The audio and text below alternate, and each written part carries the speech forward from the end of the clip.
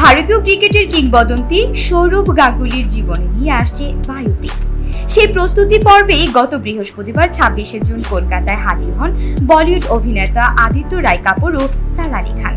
প্রমোশনের ফাঁকে সৌরভের বেহালার বাড়িতে এক বিশেষ নৈশভোজে অংশ নেন তারা। মেনুতে ছিল বাঙালির স্বাদে মাছ, আলু পোস্ত আর আমের বিশেষ আয়োজন। নৈশভোজি শেষে রাত ১১টার দিকে বাড়ি থেকে হাসি মুখে বের হন দুই তারকা। সারা বলেন, দাদার বাড়ির রান্নার কথা আলাদা করে বলতেই হয়, আর পরিবারটাও অসাধারণ। শুনলাম আমার ঠাকুমা শর্মিলা ঠাকুর আর দাদু মনসুর আলী খানের অনেক অজানা স্মৃতি। ক্রিকেট প্রেমী আদিত্য বলেন, দাদা মানেই ২২ গজের জীবন্ত কিংবদন্তি। তার মুখে সেই দিনের গল্প শুনে শিহরিত হয়ে উঠেছিলাম। সিনেমার প্রসঙ্গে জানতে চাইলে অনুরাগ বসুর পরিচালনায় বায়োপিকে কাজ করার আগ্রহের কথা জানান তারা।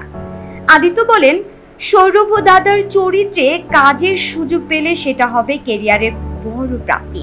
আর সারা বলেন, আমি তো আছি। এই সন্ধ্যা যেন মিলিয়ে দিল বলিউডের আলো আর ক্রিকেটের গৌরবকে এক আবেগঘন বন্ধন।